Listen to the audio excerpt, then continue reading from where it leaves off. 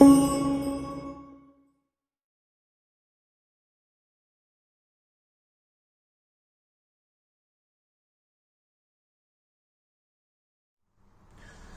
Students, देखिए board पे आपको लिखा होगा एक टॉपिक केमियो ऑस्मोटिक हाइपोथेसिस।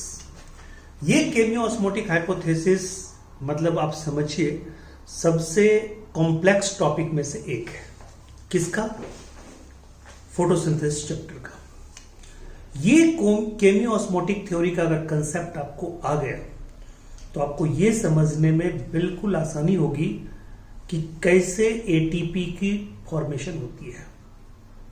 यहां पे जो कुछ भी हम समझाएंगे वो आपको माइटोकॉन्ड्रिया से मिलता जुलता होगा। माइटोकॉन्ड्रिया में जो इलेक्ट्रॉन ट्रांसपोर्ट चेन पढ़ते हैं हम लोग रिस्पायरेशन में, हालांकि अभी रिस्पायरेशन का वीडियो हमने अपलोड नहीं किया है, प्लांट रिस्पायरेशन का, जिसके अंदर सेलुलर रिस्पायरेशन पढ़ेंगे, जिसके अंदर पढ़ेंगे glycolysis, oxidative decarboxylation, Krebs cycle और इलेक्ट्रॉन ट्रांसपोर्ट चेन।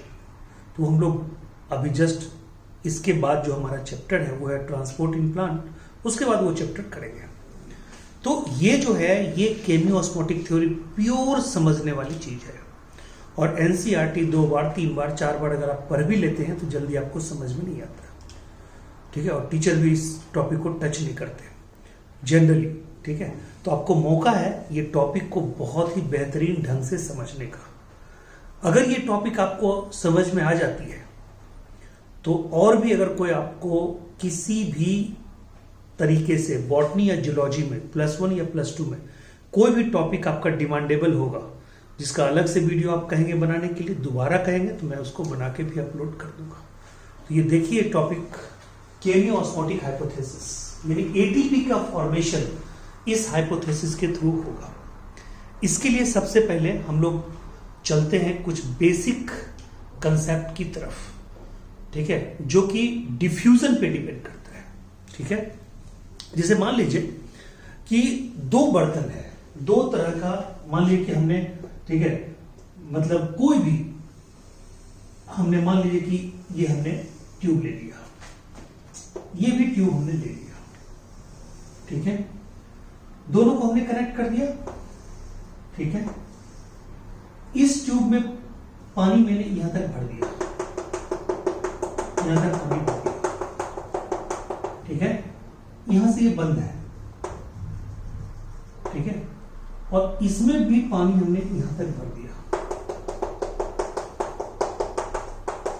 ठीक है, यहां तक भर दिया। पहले इसको आप समझिए, ठीक है, यहां तक हमने भर दिया, जबकि यहां तक पानी आ सकता है, ठीक है, यहां तक पानी इसमें आ सकता है, ठीक है। अब देखिए यहां तक पानी इसमें आ सकता है, ठीक। अब आप समझिए कि इन दोनों ट्यूब में, इसको भी थोड़ा बड़ा कर दीजिए, ठीक है, इसको भी हम लोग बड़ा कर दें, उतना ही बड़ा ले आए ये नीचे, ठीक है, ठीक है। अब देखिए होगा क्या कि अगर इस ढक्कन को, यहां तक है हमारा, ये यहां तक है, अगर इस ढक्कन को हम खोल दें, ठीक है, तो सबसे पहले ये देखिए कि यहां पे पानी क्या है, ज्यादा है, यहां पे पानी क्या है, कम है। अगर हम आपको सिंपल सा क्वेश्चन पूछें, ठीक है, कि बताइए कि दोनों में, इसमें मान लीजिए कि वाटर है 7 लीटर, ठीक है, और इसमें वाटर मान लीजिए 4 लीटर, ठीक है, इसमें 7 लीटर और इसमें 4 लीटर। दोनों में वाटर के मतलब मात्रा में अंतर है, वाटर के वॉल्यूम में अंतर है, यहां पे 7 लीटर, वहां पे 4 लीटर, दोनों कनेक्टेड है, बट दोनों के बीच, ठीक है, ऑब्स्टेकल है, बंद है, बिल्कुल क्लोज है, कोई ट्रांसपोर्ट नहीं हो रहा है। अभी जो ही हम इसको हटा दें, इस जो मतलब ये जो पूरा का पूरा जो अवरोध है, जो बीच में जो पार्टीशन है, इसको हम हटा दें, तुरंत पानी इधर से इधर अपने आप जाएगा, ठीक है। पहले तो ये जाने कि दोनों के बीच में जो वॉल्यूम में अंतर है, जो डिफरेंस है, वो कहलाता है ग्रेडियंट। वो क्या कहलाता है? ग्रेडियंट, ठीक है, ग्रेडियंट। ग्रेडियंट का मतलब होता है, ठीक है, डिफरेंस, ग्रेडियंट का मतलब क्या होता है? डिफरेंस। ओके, ग्रेडियंट का मतलब होता है डिफरेंस। ठीक है, तो बताइए ये 7 लीटर है और ये 4 लीटर है। जो ही ढक्कन खोलेंगे स्पीड के साथ, ठीक है, ये इसमें जाएगा पानी और तब तक जाएगा जब तक ये घट के 5.5 ना हो जाए, ठीक है, और ये बढ़ के 5.5 ना हो जाए। क्लियर है? और जब दोनों 5.5 हो जाएगा तो बताइए क्या होगा? ट्रांसफर ऑफ यानी ट्रांसपोर्ट ऑफ वाटर बंद हो जाएगा। ये जो ग्रेडियंट है, ग्रेडियंट के कारण इसके मॉलिक्यूल, यहां के वाटर मॉलिक्यूल में क्या आया? एक मूवमेंट आया। यहां का वाटर मूव कर गया इससे ए से बी की ओर, ए से बी की ओर। तो बताइए इसी को हम लोग क्या बोलेंगे? डिफ्यूजन। क्या बोलेंगे? डिफ्यूजन। क्लियर है पॉइंट? ठीक है, ये डिफ्यूजन सिंपल डिफ्यूजन है, बट वैसा डिफ्यूजन जो किसी चैनल प्रोटीन के द्वारा हो, जो किसी ट्रांस मेम्ब्रेन प्रोटीन के द्वारा हो, जो किसी मॉलिक्यूल के हेल्प से हो, that is called facilitated diffusion. That is called facilitated diffusion. Clear है पॉइंट? ये डिफ्यूजन का मतलब, जैसे मान लीजिए कि अभी हम आपको ये वीडियो बना के दे रहे हैं। सपोज हम किसी को क्लास में पढ़ा रहे हैं, ठीक है, तो हम क्लास में बच्चों को पढ़ा रहे हैं, बच्चे हमसे डिसिप्लिन के साथ पढ़ रहे हैं। बच्चे तभी पढ़ रहे हैं जब उनके और हमारे नॉलेज में थोड़ा डिफरेंस है। मान लीजिए मेरा नॉलेज कुछ भी नहीं, बच्चे बिल्कुल नहीं पढ़ेंगे, ठीक है, बिल्कुल भी नहीं पढ़ेंगे। यानी वहां पे क्लासरूम में भी हम क्या कर रहे हैं? क्लासरूम में हमारा नॉलेज थोड़ा सा उनसे ज्यादा है, ठीक है, और उनका नॉलेज थोड़ा सा हमसे कम है, इसलिए हमारा नॉलेज उधर ट्रांसफर हो रहा है पढ़ाने के ख्याल से। ठीक है, यानी हमारा नॉलेज उनके पास जा रहा है। कहता है कि हमारा नॉलेज वो इसलिए ले रहे हैं क्योंकि हमारे नॉलेज और उनके नॉलेज में थोड़ा सा क्या है? डिफरेंस है, ग्रेडियंट है। तो हाई नॉलेज लेवल से थोड़ा सा लो लेवल ऑफ नॉलेज में वो ट्रांसफर हो रहा है। ये जो ट्रांसफर है ना, ये ग्रेडियंट के कारण है। अगर डिफरेंस ना हो तो दुनिया में कहीं किसी चीज का ट्रांसफर ना हो। ठीक है, एक एम्प्लॉयर, ठीक है, अपने एम्प्लॉय को, ठीक है, मतलब पैसे देता है, सैलरी देता है। क्यों?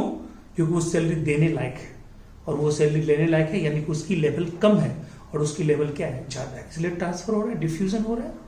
क्लियर है पॉइंट? ठीक है, तो डिफ्यूजन का मतलब आप समझ गए होंगे। और डिफ्यूजन हमेशा, ठीक है, हाई लेवल से लो लेवल में होती है, और जब हाई लेवल से लो लेवल में होगी तो वहां कुछ चीजें निकलेगी। ठीक है, कुछ चीजें निकलेगी, यानी कि हमारा नॉलेज अगर ट्रांसफर हो रहा है ना, तो हमारे नॉलेज से कुछ बातें ऐसे निकलेगी जिससे कोई भी अपना ज्ञान बढ़ा सकता है। ठीक है, कोई भी अपना ज्ञान बढ़ा सकता है। यानी कि हम जब अपनी नॉलेज को किसी को ट्रांसफर करेंगे, उस दरमियान उस नॉलेज को सुन के, ठीक है, कोई अपना काम कर सकता है, कोई अपनी नॉलेज को बढ़ा सकता है, कोई अपनी लाइफ को बना सकता है। ठीक है, क्रिएटिविटी कर सकता है।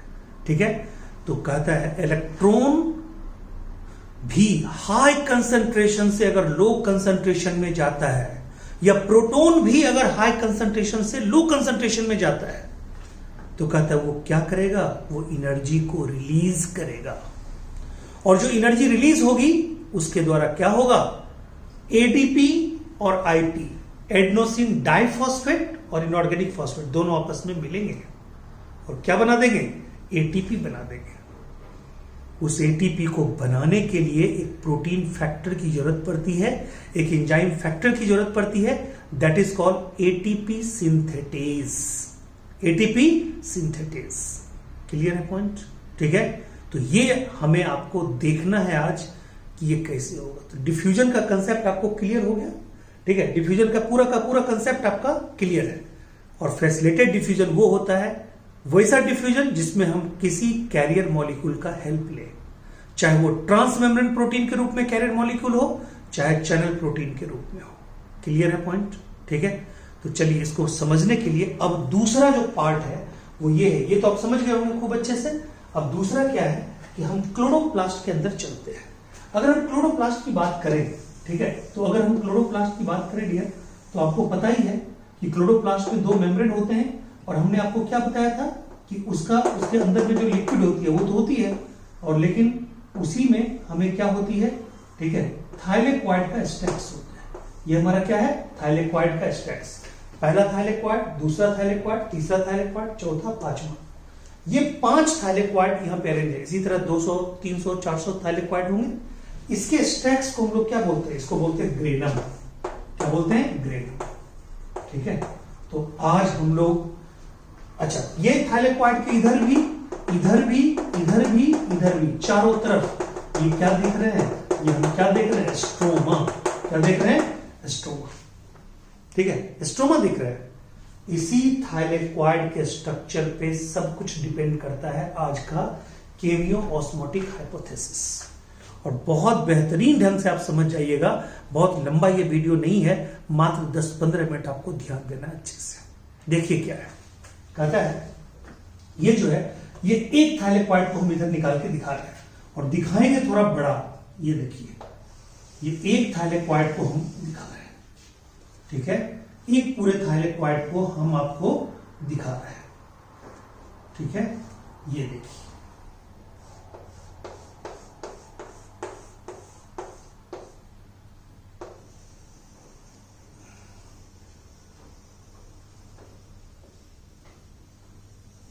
ये देखिए, ये हमारा थाइलेक्वाइड का मेम्ब्रेन है। ये थाइलेक्वाइड का मेम्ब्रेन है।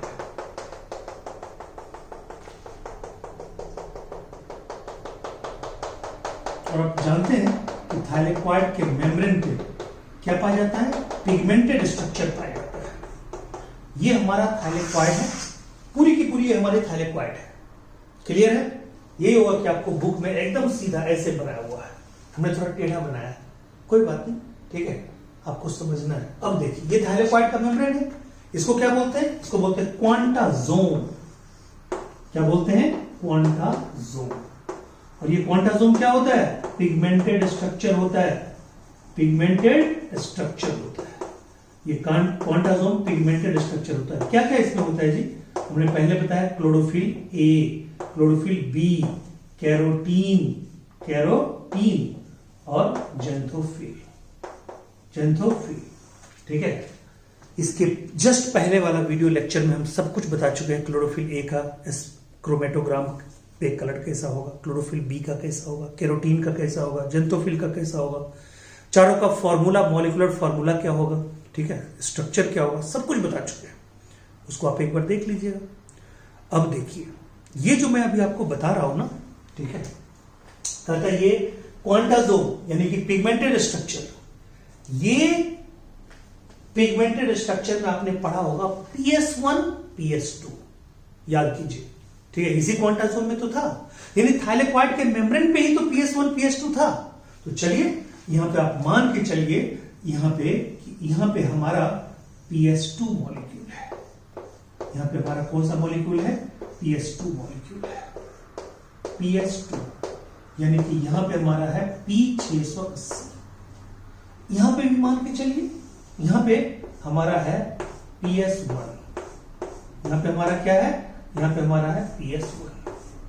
यहां पे हमारा मॉलिक्यूल है PS1, यानी कि PS1 का मतलब P700, ठीक है।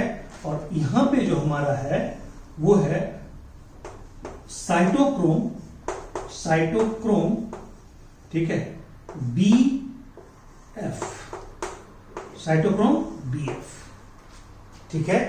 ये इसको दोनों को मिला के हम लोग बोलते हैं cytochrome complex, cytochrome complex. Clear है, ठीक है। तो ये तीनों मेम्ब्रेन पे है, ठीक है, ये अंदर नहीं है। देखिए ये जो पूरा, ये हमने थाइलेक्वाइड बनाया, इसको आप क्लोरोप्लास्ट कभी मत समझिएगा, ये एक इसी का इनलार्ज फॉर्म है, इसी का इनलार्ज फॉर्म है, ओके। तो कहता है ये पूरा थाइलेक्वाइड है, इसका ये मेम्ब्रेन है, ठीक है। और अगर बात करें ये थाइलेक्वाइड को, तो बताइए, अगर ऐसे बात करें, सपोज ये अगर क्लोरोप्लास्ट है, इसके नीचे भी क्या है, स्ट्रोमा, इसके इधर भी क्या है, स्ट्रोमा, ये पूरा का पूरा क्या है, स्ट्रोमा है। ठीक है, ये भी स्ट्रोमा, इधर भी स्ट्रोमा, इधर भी स्ट्रोमा, इधर भी स्ट्रोमा, हर जगह स्ट्रोमा, चारों तरफ स्ट्रोमा। ठीक है, तो बताइए ये थायलेक्वाइड के अंदर का जगह क्या कहलाएगा? ल्यूमेन। क्या कहलाएगा? ल्यूमेन। थायलेक्वाइड के अंदर का जगह क्या कहलाएगा? ल्यूमेन। क्लियर है पॉइंट? यानी थायलेक्वाइड के अंदर का जगह कहलाएगा ल्यूमेन। जैसे मान लीजिए कि ये एक ट्यूब है, तो ये बीच का जगह क्या कहलाता है? ये ल्यूमेन कहलाता है। हमारा इंटेस्टाइन है, तो इंटेस्टाइन के बीच का जगह क्या कहलाता है? ल्यूमेन। क्लियर है पॉइंट? ठीक है, अब देखिए कहता है यहां पे मेम्ब्रेन में ही, ठीक है, यहां पे हम एक चीज दिखा रहे हैं। देखिए यहां पे क्या चीज हम दिखा रहे हैं, ठीक है, यहां पे हम दिखा रहे हैं एक स्ट्रक्चर, ठीक है, एक स्ट्रक्चर दिखा रहे हैं, इसको हम लोग बोलते हैं, ठीक है,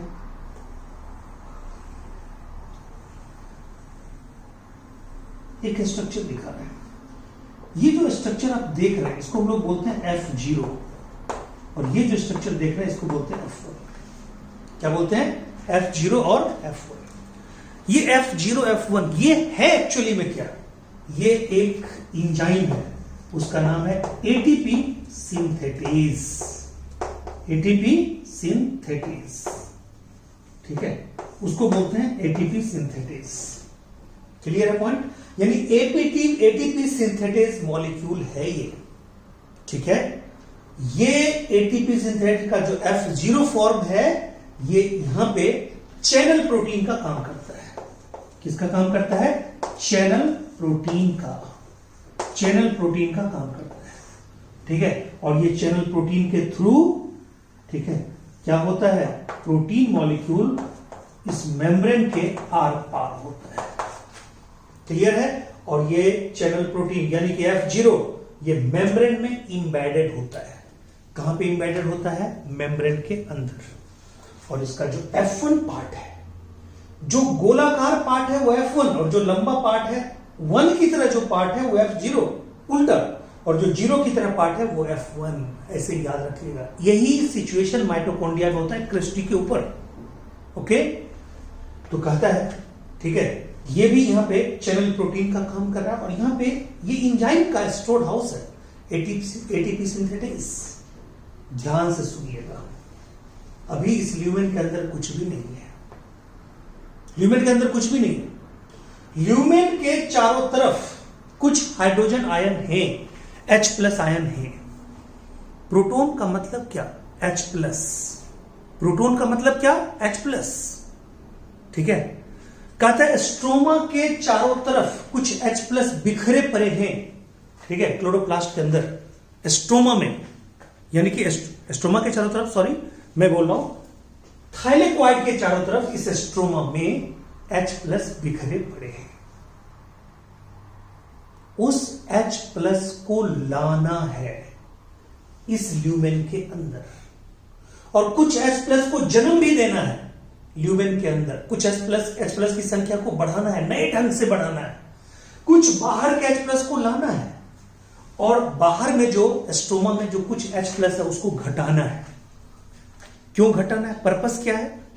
पर्पस हमारा यह है कि ल्यूमेन के अंदर H+ की संख्या बढ़े, और कंपैरेटिवली ल्यूमेन के बाहर, थाइलेक्वाइड के ल्यूमेन के बाहर स्ट्रोमा में H+ की संख्या किसी तरह घटे। तो घटाने वाला एक एंजाइम है जो इसके पास है, यहां पे मेम्ब्रेन में, उसका नाम है NADH2 रिडक्टेज। NADH2 रिडक्टेज, उसका नाम है NADH2 रिडक्टेज। वो क्या करेगा? NADPH2 रिडक्टेज, तो वो क्या करेगा? NADPH में H+ को जोड़ देगा। तो जो यहां पे, यानी कि एक तो इसके द्वारा होगा, दूसरा किसके द्वारा होगा? सोच देखिए। तो यहां पे आपको एक ट्रिक याद रखना है, ठीक है, ट्रिक याद रखना है। यहां पे एक कोडिंग याद रखना है, ठीक है, कोडिंग याद रखना है, ठीक। देखिए ये जो मतलब तीन जगह के ओरिजिन के ख्याल से मैं बता रहा हूं। मतलब अगर मैं बात करूं, ठीक है, कि भाई पढ़ाई लिखाई हमने पटना में की, प्रिपरेशन पटना में की। फिर एक तरह से इफेक्टिव 10-11 साल हम पंजाब में रहे। और अभी जो ये वीडियो बना रहे हैं ना, ये दिल्ली एनसीआर में एक जगह आता है निमराना, वहां पे बना रहे हैं।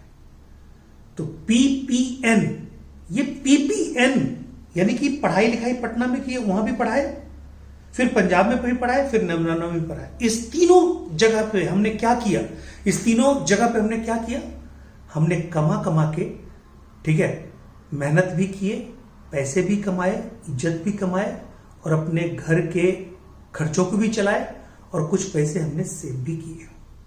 ठीक है, तो पीपीएन ये 3 स्पॉट है जिसके सहारे हमने क्या किया, बिखरे हुए कुछ चीजों को हमने सजाया, कुछ संवारा, कुछ पैसे को इकट्ठा किया, और वो पैसे को हमने जमा किया। और वो पैसे जमा किए तो उस पैसे को वहां पे लगा रहे हैं जहां कंस्ट्रक्टिव वर्क हो है, कोई चीज खरीदने में, जमीन खरीदने में, या घर बनाने में, या किसी तरह से। तो हमारा जो सोर्स है पैसे कमाने का, तो पी से पैसे, पी से प्रोटीन, ये प्रोटोन, यानी प्रोटोन यानी H+ यानी प्रोटीन, प्रोटोन यानी पैसा। यानी हमें ल्यूमेन के अंदर में, यानी हमें अपने बैंक के अंदर में, हमें अपने अकाउंट में पैसे जमा करने हैं। वो कुछ पैसे हम मान लीजिए पटना के स्टूडेंट से ऑनलाइन कमा रहे हैं, कुछ पैसे हम पंजाब के बच्चे हमें ऑनलाइन जमा कर रहे हैं, और कुछ पैसे हम निमराना में रहते हुए आकाश इंस्टीट्यूट रेवाड़ी से लेते हैं, कुछ पैसे हम यहाँ पे, ठीक है, जो राठ ग्रुप ऑफ स्कूल है उसके कोचिंग विंग से उठाते हैं। ठीक यही काम यहां पे होगा, इसलिए मैं एग्जांपल दे रहा हूं, बहुत अच्छे से आप समझ जाइएगा। देखिए क्या है, कहता है इसके अंदर हमें क्या करना है जी, इसके अंदर हमें किसी भी तरह H+ का क्या करना है, कंसंट्रेशन बढ़ाना है।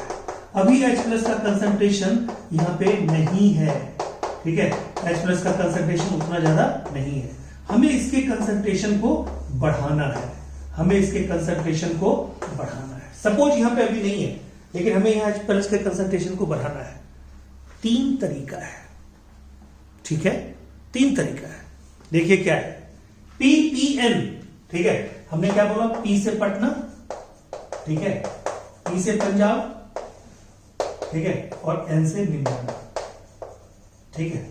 तो ये मैंने 3 जगह बताया, पटना, पंजाब, निमराना, यही 3 जगह मेरा अभी तक मूवमेंट हुआ है कोचिंग के सिलसिले में।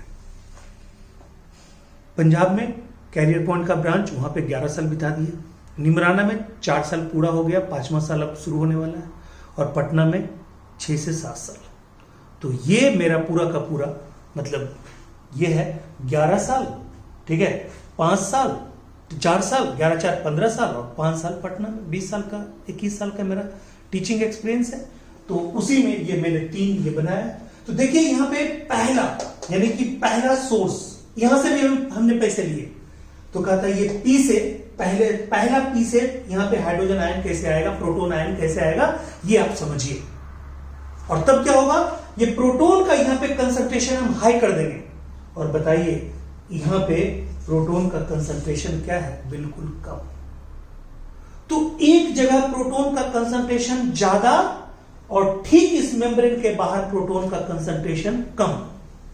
तो बताइए ग्रेडियंट पैदा होगा कि नहीं होगा, ग्रेडियंट पैदा। तो बताइए ग्रेडियंट पैदा होगा तो फिर क्या होगा, शुरू हो जाएगा डिफ्यूजन, और डिफ्यूजन शुरू होगा तो high level of, high concentration of proton level से लो कंसंट्रेशन ऑफ प्रोटोन में ये प्रोटोन का क्या होगा, ट्रांसफर होगा, और ट्रांसफर होगा तो वहां पे एनर्जी क्या होगी, लूज होगी, और उस एनर्जी से क्या बनेगा, एडीपी और आईपी दोनों मिलके क्या बना देगा, एटीपी बना देगा, ठीक है। और उस एटीपी को बनवाने के लिए वहां पे एंजाइम रखा हुआ है, कौन, एटीपी सिंथेटेज। यही तो केमियोस्मोटिक प्रोसेस का हमारा, ठीक है, पर्पस है। लेकिन हमें वो 3 रीजन तो जानना है, पीपीएन का पूरा नाम तो जानना है, ठीक है। तो कहता है पी से, पहला पी से फोटोलिसिस ऑफ वाटर। आप जानते हैं, आप हमसे पढ़े हुए हैं, नॉन साइक्लिक फोटोफॉस्फोराइलेशन। अगर आप फिर से पढ़ना चाहते हैं, उस चीज को इससे लिंक करना चाहते हैं, तो आप हमारे इसी फोटोसिंथेसिस के 2nd वीडियो लेक्चर को देख सकते हैं। ओके, तो देखिए वहां पे क्या होगा, ठीक है, वहां पे ये जो PS2 है, इस PS2 में ही, ठीक है, स्ट्रोमा की ये ल्यूमेन में, ये जो घटना मैं बता रहा हूं ये घटना से क्वेश्चन पूछेगा, यानी कि फोटोलिसिस ऑफ वाटर कहां पे होता है, तो आप कहिएगा ल्यूमेन ऑफ थाइलेक्वाइड में, यानी P680, यानी कि PS2 मेम्ब्रेन पे है, बट घटना जो होती है फोटोलाइसिस PS2 के कारण ही सनलाइट के प्रेजेंस में वो ल्यूमेन में होती है। तो बताइए जब फोटोलिसिस ऑफ वाटर होती है तो क्या होती है, H2O ये किसमें टूटता है, H2 प्लस हाफ O2 में टूटती है, ठीक है, H2 प्लस हाफ O2, या ऐसा कर सकते हैं OH प्लस, ठीक है, H प्लस, ये भी कर सकते हैं जैसे मर्जी हो, ठीक है। तो ये भी बोल सकते हैं 2H2 होगा, ठीक है, तो क्या होगा, अब देखिए यहां पे ये इसको ऐसे कीजिए ना, 2H2 प्लस 2 हाफ O2, ठीक है। अब यहां पे क्या होगा 2H, ये हो गया हाफ O2। अब ये जो हाइड्रोजन है 2H2, यहां पे 4 हाइड्रोजन है, तो बताइए यहां पे क्या होगा, ठीक है, 4 हाइड्रोजन अगर यहां पे है तो होगा क्या, यहां पे होगा 4H प्लस 4 इलेक्ट्रॉन। तो बताइए ये H प्लस बढ़ा कि नहीं बढ़ा, यानी फोटोलिसिस ऑफ वाटर होने से H प्लस का कंसंट्रेशन बढ़ गया ल्यूमेन में, और ये ल्यूमेन में फोटोलिसिस ऑफ वाटर हुआ, यानी पहला जो सोर्स है H प्लस का यहां बढ़ने का जो पहला रीजन है, समझिए वो क्या है, फोटोलिसिस ऑफ वाटर। तो ये पहला पी तो आपका क्लियर हो गया, फोटोलिसिस ऑफ वाटर, ठीक है, पहला पी क्लियर हो गया, फोटोलिसिस ऑफ वाटर, यानी फोटोलिसिस ऑफ वाटर जो थाइलेक्वाइड के ल्यूमेन में हुआ है P680 के प्रेजेंस में, सनलाइट के प्रेजेंस में, उसके कारण H प्लस का कंसंट्रेशन बढ़ गया। क्लियर है पॉइंट। अब देखिए यहां से जो इलेक्ट्रॉन निकला, ये 4 इलेक्ट्रॉन, इस 4 इलेक्ट्रॉन को, ये P680 से जो इलेक्ट्रॉन यहां से जो इलेक्ट्रॉन निकला वो तो चला गया किसके पास, P680 के पास चला गया। लेकिन आप जानते हैं इसी सनलाइट के प्रेजेंस में P680 से जो हमने बताया था आपको नॉन साइक्लिक फोटोफॉस्फोराइलेशन, याद कीजिए वहां पे क्या बताए थे, सबसे पहले P680 से इलेक्ट्रॉन निकल के जाता है किसके पास, प्राइमरी एक्सेप्टर के पास, उसके बाद किसके पास जाता है, प्लास्टोक्यूनोन के पास, और प्लास्टोक्यूनोन क्या करता है, उसको किसके पास ट्रांसफर करता है, साइटोक्रोम कॉम्प्लेक्स के पास, याद कीजिए, ठीक है। तो कहता है कि यहां से इस P680 से इलेक्ट्रॉन निकल के कहां जाता है भाई, प्राइमरी एक्सेप्टर के पास, और वहां से कहां जाता है, प्लास्टोक्यूनोन के पास, और वहां से कहां जाता है, ये लीजिए साइटोक्रोम कॉम्प्लेक्स के पास, याद कीजिए। तो बताइए ये इलेक्ट्रॉन तो वहां पे चला जाता है, तो फिर इस यहां पे जो इलेक्ट्रॉन होल क्रिएट होता है, उस इलेक्ट्रॉन होल को कौन भरता है, यही 4 इलेक्ट्रॉन तो भरता है, यही 4 इलेक्ट्रॉन तो भरता है, लेकिन वो इलेक्ट्रॉन तो यहां पे चला गया।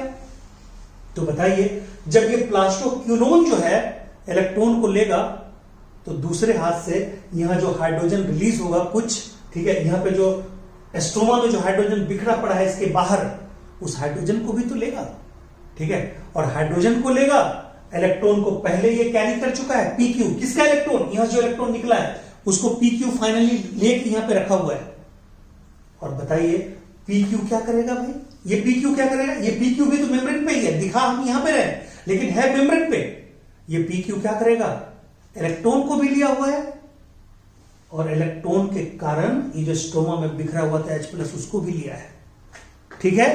ये इलेक्ट्रॉन किसको दे देगा, साइटोक्रोम कॉम्प्लेक्स को, और प्रोटॉन जो लेके रखा था अपने एंड पे अटैच करके उसको कहां डाल देगा, ल्यूमेन में, ठीक है, ल्यूमेन में डाल देगा, बट किसके थ्रू, इसके थ्रू, साइटोक्रोम कॉम्प्लेक्स।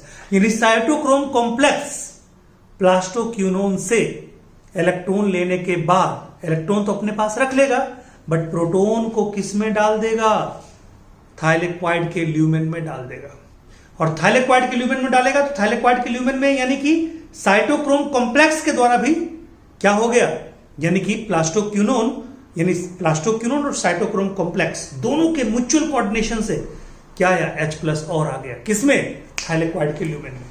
यानी कि इन दोनों, देखिए ये मैंने बाहर दिखाया बट ये है कहां पे, यहीं पे है, ये देखिए ना साइटोक्रोम कॉम्प्लेक्स तो आपको यहां पे है ही, साइटोक्रोम कॉम्प्लेक्स तो यहां पे है ही, इसको भी आप यहीं पे मान के चलिए, मैंने बाहर इसलिए दिखाया कि यहां जगह नहीं था, इसको भी यहीं पे, ये आपका क्या है, प्राइमरी एक्सेप्टर है, ये आपका क्या है, प्लास्टोक्विनोन है, और प्लास्टोक्विनोन से ट्रांसफर होकर कहां जाता है, साइटोक्रोम कॉम्प्लेक्स में जाता है, और साइटोक्रोम कॉम्प्लेक्स से फिर कहां पे आता है, प्लास्टोसाइनिन पे आता है, और वहां से फिर P700 पे आ जाता है इलेक्ट्रॉन, आपको पता ही है, ठीक है। और प्लास्टोसाइनिन से फिर कहां जाता था, फेरोडॉक्सिन, और फेरोडॉक्सिन से कहां जाता था, NADPH2 NADP के पास, और वो NADP अब क्या करेगा, कैसे करेगा, NADPH रिडक्टेज इंजाइम जो है वो यहां पे जो H+ है उसको NADPH से जोड़ देगा, तो NADPH प्लस H+ क्या हो जाएगा, NADPH2, यानी उसने यहां पे इलेक्ट्रॉन को ट्रांसफर नहीं किया बल्कि यहां पे संख्या को क्या किया, घटाया, H+ की संख्या को घटा दिया, यहां पे संख्या बढ़ रहा है और यहां पे संख्या घट रहा है, फाइनली किसके द्वारा घट रहा है, NADPH2 रिडक्टेज के द्वारा, ठीक है, यानी कि NADPH2 रिडक्टेज के द्वारा यहां पे संख्या घट रहा है, तो NADPH2 रिडक्टेज जानते हैं वो भी तो यही क्वांटाजोम में ही पाया जाता है, वो भी तो मतलब थाइलेक्वाइड के मेम्ब्रेन पे ही एंजाइम पाया जा रहा है, यानी कि अब देखिए फाइनली फिर से मैं बता रहा हूं,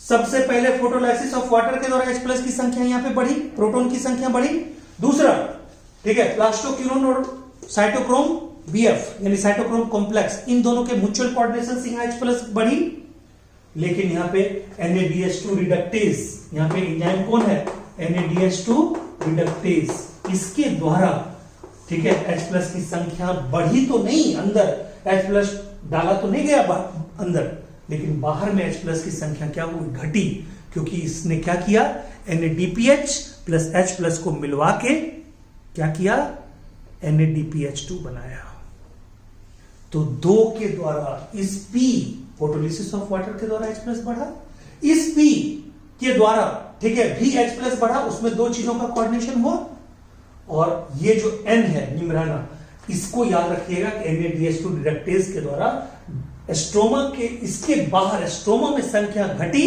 लेकिन यहां तो बढ़ा हुआ है कंपैरेटिवली, अगर कहीं संख्या घट गई उसके कंपैरिजन में तो यहां पे बढ़ी गई, चाहे यहां बढ़े या ना बढ़े, ठीक है। मान लीजिए हमारे पास 100 रुपया है, ठीक है, हमारे दुश्मन के पास 50 रुपया था, अब उसके पास 25 हो गया, तो हमारे उसमें डिफरेंस तो बढ़ गया ना, 75 हो गया, पहले 50 था हमारे 100 था, तो पहले 50 रुपया का हमारा डिफरेंस था, अब वो और घट गया तो हम 75 रुपया उससे बढ़ गए, यानी 75 गुना ज्यादा बढ़ गए, अब समझ में आ गई बात, तो ये है।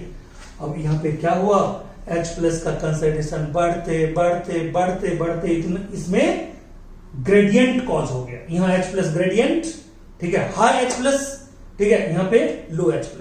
अब बताइए ये H+ का मूवमेंट कहां पे होगा, बाहर होगा, ये H+ का मूवमेंट कहां पे होगा, स्ट्रोमा में होगा, और स्ट्रोमा में जब H+ का मूवमेंट होगा तो बताइए क्या रिलीज करेगा, ये क्या रिलीज करेगा, ये रिलीज करेगा एनर्जी, ठीक है, और इस एनर्जी की सहायता से क्या होगा जी, ADP और प्लस IP दोनों क्या बनेगा, ATP, और इसके लिए जो एंजाइम है वो एंजाइम कहां पे रखा हुआ है, F0F1 पार्टिकल पे, जिसका नाम क्या है, ATP सिंथेटेज, और इस ATP सिंथेटेज के द्वारा क्या बन जाएगा, ATP बन जाएगा। बोलिए क्लियर है पॉइंट। तो ये आपका था केमियो ऑस्मोटिक हाइपोथेसिस, क्लियर है पॉइंट, ये आसानी से समझ गए होंगे। अब इसको समझने के बाद एनसीईआरटी के ठीक है पेज को आप अच्छे से देख लीजिएगा, और एनसीईआरटी में ये जो आपको दिया हुआ है बिल्कुल समझने वाला ये है पॉइंट, और ये आपको करना ही चाहिए। मैं पेज नंबर आपको मेंशन कर देता हूं, इसको एक बार जरूर देखिएगा, ठीक है, और जब इससे देख लीजिएगा तो फिर आपको ये करने की जरूरत नहीं पड़ेगी, ठीक है। ये आपका है पेज नंबर 213 में केमियो ऑस्मोटिक हाइपोथेसिस है, इसको देख लीजिएगा। और देखिए वहां पे ये देखिए डायग्राम यहाँ पे बना हुआ है, ये पूरा का पूरा डायग्राम यहाँ पे बना हुआ है, ठीक है, और यहाँ पे आपका क्या है, ठीक है, F0F1 के बारे में भी हम डायरेक्ट, तो यहाँ पे मैं क्या कर रहा हूं, जो एक्स्ट्रा पॉइंट लिखा हुआ है F0F1 के बारे में, ये भी मैं आपको इसका एक फोटो क्लिक करके इसके साथ अटैच कर दूंगा, लास्ट में आप इसको देख लीजिएगा, क्योंकि इसमें बहुत ज्यादा पॉइंट लिखा हुआ है, ठीक है। और बाकी 3 पॉइंट मैं उतना टाइम उसमें लगाऊंगा नहीं, क्योंकि लगेगा वीडियो बहुत हार्ड है, वीडियो बड़ा लंबा है, तो ये पॉइंट भी डाला रहेगा, हालांकि एनसीईआरटी में लिखा हुआ है, ये मैं एनसीईआरटी का पॉइंट भी उसमें डाल रहा हूं। Okay, thank you so much, take care. ये था आपका फोटोसिंथेसिस का लास्ट वीडियो। कंक्लूडिंग वीडियो हमने पहले डाल रखा है। अब आज ही आपको एक और वीडियो भी मिलेगा थोड़ी देर में, जिसका नाम है ट्रांसपोर्ट इन प्लांट, और उसमें जितना भी बेसिक कंसेप्ट है उसको मैं पहले एक वीडियो में दूंगा। वही वीडियो आज दूंगा जिसमें हो सकता है कि आपको कुछ क्वेश्चन एनबीटीएस जो आकाश का चल रहा है, ठीक है, एनसीईआरटी बेस्ड टेस्ट सीरीज, उसमें आपको कुछ क्वेश्चन डायरेक्ट लग जाए। ओके, तो ये अगला जो वीडियो मैं दे रहा हूं उसको आज रात में या कल मॉर्निंग में जरूर देखिएगा। थोड़ा हाई स्पीड करके देख लीजिएगा तो आप आराम से देख सकते हैं। Okay, thank you so much, take care, मिलते हैं अगले वीडियो में।